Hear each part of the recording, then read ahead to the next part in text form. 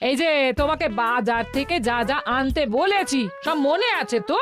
মনে থাকবে কি থাকবে না জানি না, তাই আমি কাগজে একটা ফর্দ বানিয়ে নিয়েছি। গোপাল দাদা, পুটির মায়ের দাঁতের যন্ত্রণাটা আরো বেড়েছে। কাল সারা রাত যন্ত্রণায় ছটফট করেছে। আমাদের বৈদ্যমশাই দাঁতের শল্য চিকিৎসা শিখতেই বাইরে গেছেন, আজকের মধ্যেই আশা করি চলে আসবেন। কিন্তু ও যে আর পারছে না। শোনো, তুমি একটা তুলোর মধ্যে লবঙ্গ তেল দিয়ে পুটির মায়ের যে দাঁতে ব্যথা হচ্ছে তার গোড়ায় রাখো। বৈদ্যমশাই এলে আমি তোমাদের বাড়িতে যেতে বলছি। আচ্ছা গোপাল দাদা। যাই, বাজার থেকে চটপট ঘুরে আসি, এরপর আবার রাজসভায় যেতে হবে।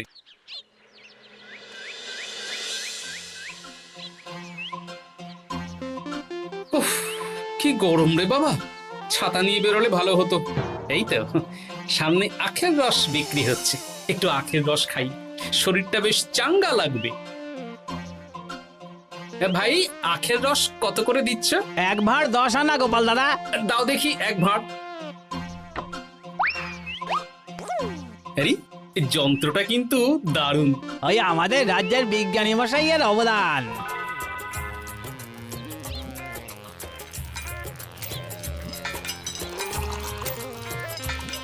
এই নাও গোপাল দাদা।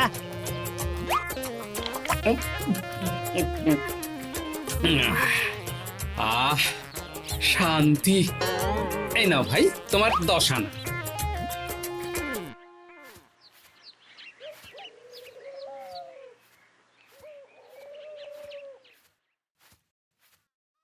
কি রাজবৈদ্য, এই ফিরছ নাকি? হ্যাঁ, এতদিন আমি দাঁতের চিকিৎসার ব্যাপারে তেমন কিছুই জানতাম না, এবার সব শিখে এসেছি। ভালোই করেছো, তুমি একেবারে প্রথম রোগীকে দেখে তারপর রাজসভায় এসো। প্রথম রোগী? পুটির মা গো, কালকে সারা রাত যন্ত্রণায় ঘুমোতে পারেনি। আরে আর বলো না, কদিন আগেই পুঁটির মাকে নিয়ে পুঁটির বাবা আমাদের বাড়িতে এসেছিল। দেখলাম ওই বাড়ির দাঁতে বিস্তর সমস্যা। সেই জন্যে দাঁতের শল্য চিকিৎসা শিখতে চলে গেলে? ঠিক তাই, আমি ব্যথা কমার পথ্য দিয়ে এসেছিলাম। দেখি এবার দাঁতটা তুলেই দিতে হবে। তাহলে তুমিও পুটিদের বাড়িতে যাও, আমি বাড়িতে থলে রেখে আসছি। আজ না হয় দুজনে একটু দেরি করেই রাজসভায় যাব। বেশ বেশ।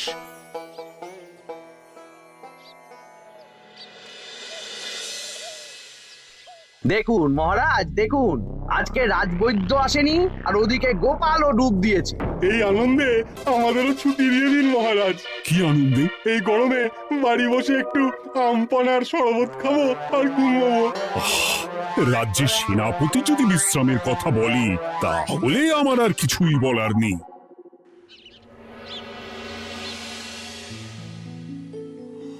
এই তো দাঁতটা পুরো পোকায় খেয়ে নিয়েছিল। এখন দুদিন কোনো কথা বলা যাবে না, শুধু জল বা তরল জাতীয় খাবার খাবে।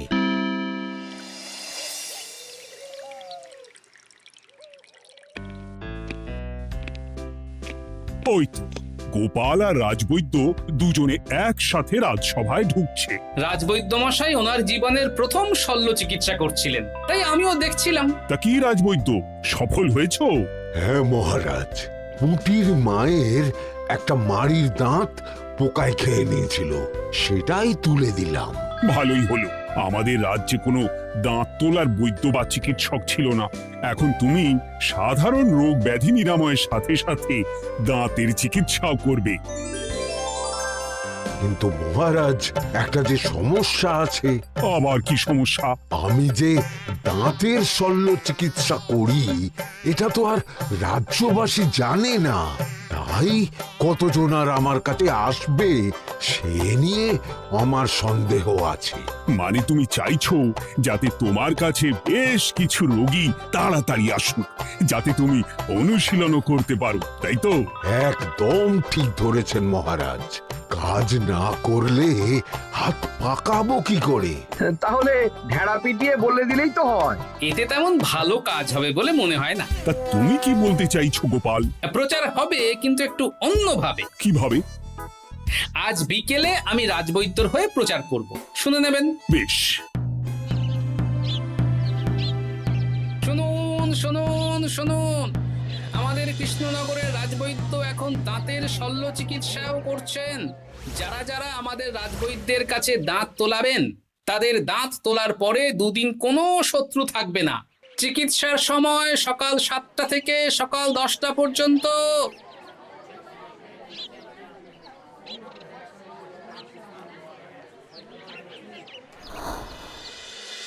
এসব তুমি কি উল্টো পাল্টা কথা বলছো গোপাল? উল্টো পাল্টা না, আপনি দেখুন না আপনার বাড়িতে লোকজন আসে কি না। আর কেউ যদি জিজ্ঞাসা করে যে এই রকম প্রচারের কারণটা কি, তাহলে বলবেন রাজসভায় আমার সাথে কথা বলতে আমি বুঝিয়ে দেব। বেশ।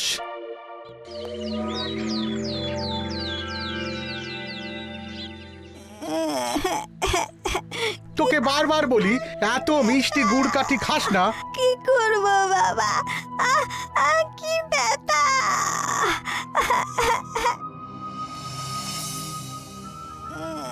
বাড়ি আছেন নাকি বৈদ্যমশাই? হ্যাঁ, আছি আছি। এই আমার ছেলেটার না দাঁতে খুব ব্যথা দুদিন ধরে। দেখছি। তা আপনাকে তো এই রাজ্যে আগে দেখিনি। আমি পাশের রাজ্য থেকে আসছি। শুনলাম আপনার কাছে দাঁতের শল্য চিকিৎসা করালে আগামী দুদিন কোনো শত্রু থাকবে না। ঠিকই শুনেছেন। বেশ, তাহলে বলুন কেন থাকবে না? আগে চিকিৎসাটা করি, তারপর বলছি।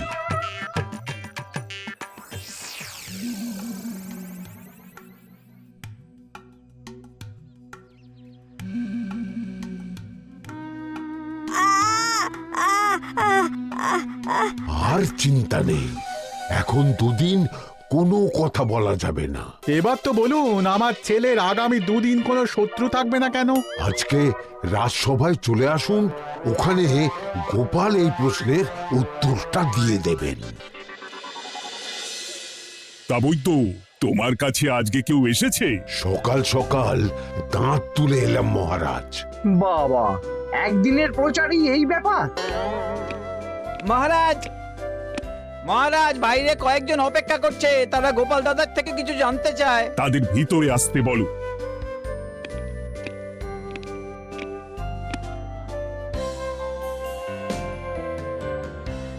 আজ আমার ছেলে বৈদ্যমশাইয়ের কাছে একটা দাঁত তুলিয়েছে। আমি জানতে চাই প্রচার অনুযায়ী আমার ছেলের নাকি আগামী দুদিন কোনো শত্রু থাকবে না, সেটা কেন বলা হয়েছে? বলতে পারি, কিন্তু কথা দিতে হবে এই কারণটা বাইরে আর কাউকে বলা যাবে না। বেশ, বলবো না। বাংলায় একটা প্রবাদ আছে, বোবার শত্রু নেই।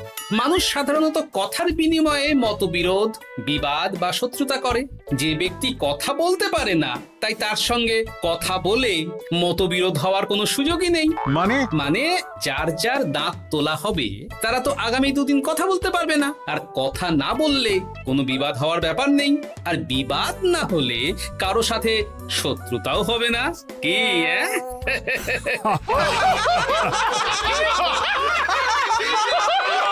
এই জন্যই তুমি হাসির রাজা গোপাল ভাঁড়। কে তোমার কথা শুনতে যাবে? একদিন না হয় প্রচারের চমকে এলো, এরপর কিভাবে আসবে শুনি? এরপর রাজবৈদ্যের সুনামেই লোকজন ছুটে ছুটে আসবে।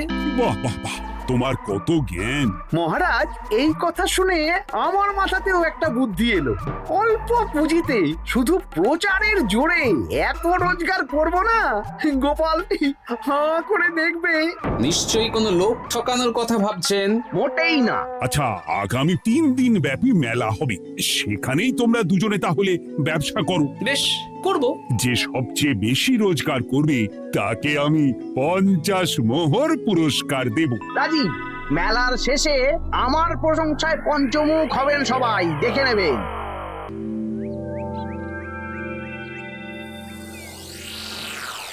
খুব তো বড় মুখ করে বলে এলেন যে ব্যবসা করবেন মেলার মাঠে। তা আপনি কি ব্যবসা করবেন শুনি? ভাগ্য পরীক্ষার দোকান দেব। মানে আমি বিভিন্ন মেলায় দেখেছি যে একটা দোকানে নিচের দিকে হেলানো অবস্থায় একটা পাতলা কাঠের পাটাতন থাকে। সেই পাটাতনের উপরে 1 থেকে 6 অবধি সংখ্যা লেখা থাকে, তাই তো? হ্যাঁ, যারা মেলায় ভাগ্য পরীক্ষা করতে আসবে তাদের ফাঁপা লোহার 6টা বল দেয়া হবে। যদি ওই 6টা বলই 6 নম্বর লেখা খোপের মধ্যে ঢোকাতে পারে তাহলে প্রথম পুরস্কার পাবে। আমিও ওটারই দোকান দেব, কিন্তু শুধুমাত্র একটাই পুরস্কার থাকবে। 6টা বল 6 নম্বর খোপের মধ্যে ফেলে কেউ যদি 36 করতে পারে তাহলে সে পাবে 100 মোহর উপহার। আরে খেলার জন্য কত মোহর লাগবে? 1 মোহর। আপনি কিন্তু জেনে বুঝে বিপদ ডেকে আনছেন। একজন কেউ ফেলে দিলেই আপনার হাত থেকে 100 মোহর ফসকে যাবে। আরে মেলার ভিড়ে যদি আপনি পুরস্কার না দেন তাহলে জনতার একটা মারও ফসকাবে না। আরে সেই জন্যই তো তোদের পোষা। তোদের মধ্যে যে কোনো একজন ওই কাঠের পাটাতনের নিচে লুকিয়ে থাকবি। যখনই দেখবো কেউ 36 করে ফেলছে, আমি গলা খাকলাবো আর তোরা কাঠের পাটাতনটা হালকা করে নিচ থেকে নাড়িয়ে দিবি। এটা তো দারুণ বুদ্ধি। কি বলছো গোপাল, তুমি আখের রসের দোকান দেবে? হ্যাঁ, এই গরমে আখের রসের বেশ চাহিদা। তোমার বানানো ওই যন্ত্রের চাকা ঘোরাবো আর আমার ভাগ্যের চাকা ঘুরবে। সে ঠিক আছে, আমার কয়েকটা যন্ত্র বানানোই আছে। তুমি না হয় মেলায় ব্যবহার করো 3 দিন। ব্যাস, আর চিন্তা নেই। এবার শুধু জমিয়ে আখের রস বিক্রি করব, সাথে বিভিন্ন মশলা, বরফ আর পাতিলেবুর রস দেব।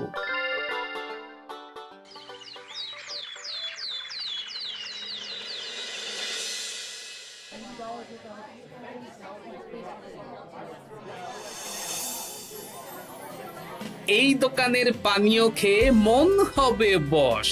গোপাল ভাঁড় নিয়ে এসেছে ঠান্ডা আখের রস। আরে গোপাল দাদা, তুমি আখের রস বিক্রি করছো? ঠান্ডা আখের রস কত করে গো গোপাল দাদা? 1 ভাঁড় মাত্র 10 আনা। 6 ভাঁড় দাও। এক্ষুনি দিচ্ছি। আসুন আসুন আসুন, সবাই আসুন।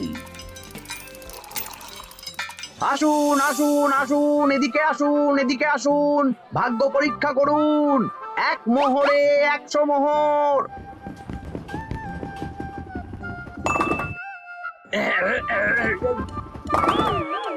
ভাগ্য পরীক্ষা করুন। মন্ত্রী মশাই বলেন কি 1 মোহরে 100?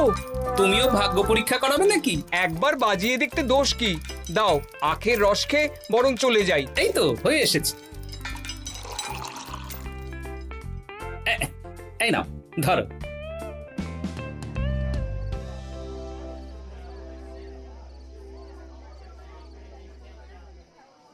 কি মন্ত্রী, ব্যবসা কেমন চলছে? ভালোই। আপনি একবার ভাগ্য পরীক্ষা করে দেখবেন নাকি মহারাজ? না না না, আমি এসবে নেই। জানি আপনার কাছে 100 মোহর নস্যি, তবুও 1 মোহরের বিনিময়ে চেষ্টা করে দেখুন না। আচ্ছা, এত করে বলছো যখন, দেখি। 1 মোহরে 6টা বল। বাবা বাবা বাবা, দেখুন মহারাজ চেষ্টা করে।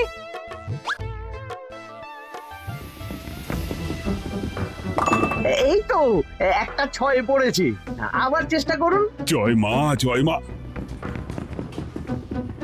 আবার 6। সাবাস। দেখুন হয়ে যেতে পারে, আর তো মাত্র 4টে বাকি। দেখি তৃতীয়টা। আরে পাস, আবার 6। নিন, ফেলুন। এই যা, হলো না। আরেকবার প্রথম থেকে চেষ্টা করবেন নাকি মহারাজ?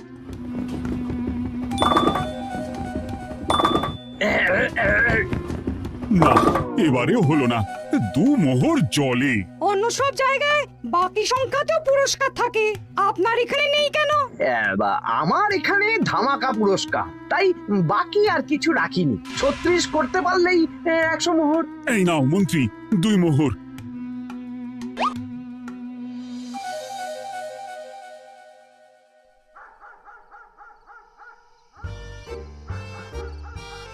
কি মন্ত্রী মশাই, আর তো মেলায় লোকজন নেই, বাড়ি যাবেন না? তুমি যাও না, আমি একটু পরে যাব। বেশ, আমি এগোলাম। গোপাল আর মন্ত্রী, তোমাদের কার কেমন রোজগার হয়েছে একদিনে? মহারাজ, কালকে আমার 7 মোহর 20 আনা রোজগার হয়েছে। আমার 70 মোহর, কিন্তু খরচ কিছুই হয়নি, কারণ কেউ 36 করতে পারেনি মহারাজ। বাহ বাহ বাহ, আমি তো বলেছিলাম আমি যখন ব্যবসা করব, গোপাল আমার ধারে কাছে দাঁড়াতে পারবে না। বেশ, এখনো তো আজ আর কাল 2 দিন মেলার বাকি আছে। দুদিনেও আমার 2 কানা করিও খরচ হবে না, শুধুই রোজগার। গোপাল যতই প্রচার করুক আর যতই ভালো আখের রস বানাক না কেন, আমার ব্যবসাকে টপকাতে পারবে না। ঠিক আছে, আজকে আমি একবার ভাগ্য পরীক্ষা করে দেখব। আমার দোকানে সুস্বাগতম। নাও সেনাপতি, চেষ্টা করে দেখো। দিন বল। আমিও সেনাপতির খেল দেখতে এলাম। প্রথম বল, এই যে গড়িয়ে গড়িয়ে গড়িয়ে 6 নম্বর, সাব্বাস সেনাপতি। আবার 6, তৃতীয়, চতুর্থ, পঞ্চম। আরেকটা ফেলতে হবে। নাও সেনাপতি, ষষ্ঠ বল, এই যা, হলো না। এটা কি হলো? আবার চেষ্টা করো তো সেনাপতি। হ্যাঁ, 3টে হয়ে গেছে, এবার 4 নম্বর। এই যা, 4 নম্বরে চলে গেল। ধুর চাই। ব্যাপারটা কি? মন্ত্রী মশাই গলা খুসখুস করার পরের বলটাই পরপর 2 বার অন্য ঘরে পড়ল। নিশ্চয়ই কোনো রহস্য আছে। না, আজকে রাতে ব্যাপারটা দেখতে হবে।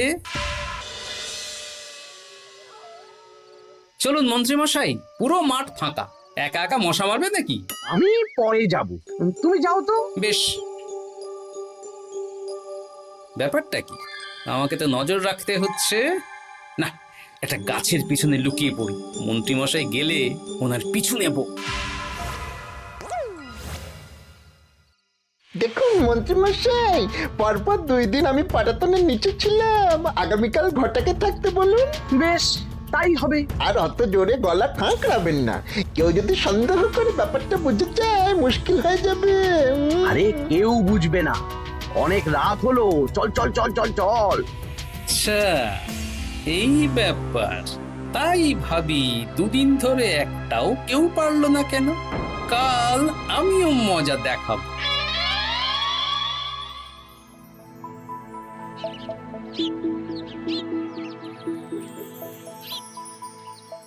বাবা চলে এসেছেন দেখছি।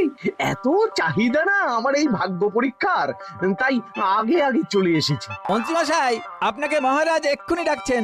এখন কেন? সে তো জানি না, চলুন।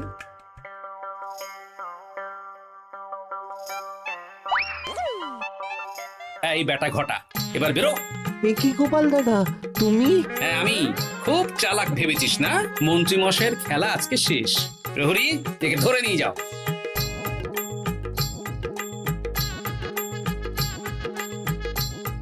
বিজ্ঞানী, তুমি তোমার চুম্বক নিয়ে এসেছো তো? হ্যাঁ, এবার 6 নম্বরের নিচে একটা টান টান করে সমান রেখা টানতে হবে, আগা থেকে গোড়া অবধি। তুমি তো সব সকালে বুঝিয়েই দিয়েছো। দাঁড়াও, দাগটা টেনে নি। একদম 6 নম্বর খোপ অবধি যাচ্ছে, সেই অনুযায়ী টান টান করে দাগ টানো। টানছি, তুমি বাইরে নজর রাখো। নজর রাখছি। কাজ হয়ে গেছে, তুমি একবার অনুশীলন করে দেখে নাও। হ্যাঁ দেখছি। শুরু করো। শুরু করছি। একদম পাক্কা আছে। দূর, কেউ ডাকেনি, অকারণে সময় নষ্ট করলো। কতগুলো খদ্দের ফিরে গেছে কে জানে। কি হলো মন্ত্রী মশাই, এত রাগ কিসের? রাগ হবে না, ওরই বেটা আমার সাথে মজা করছিল। বেশ অনেকজন খদ্দের ফিরে গেল, আমার কত ক্ষতি হয়ে গেল। আমি খেলে আপনার ক্ষতিপূরণ দিতে পারি। কি তুমি খেলবে? হ্যাঁ, ভাগ্য পরীক্ষা করতে দোষ কোথায়? ওই তো বেশ কয়েকজন সভাসদেরা আসছেন, সবার সামনেই খেলবো।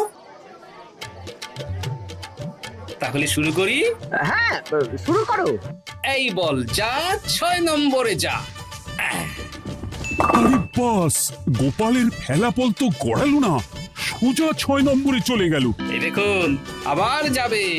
বলকে আমি বলবো, বল কথা শুনবে।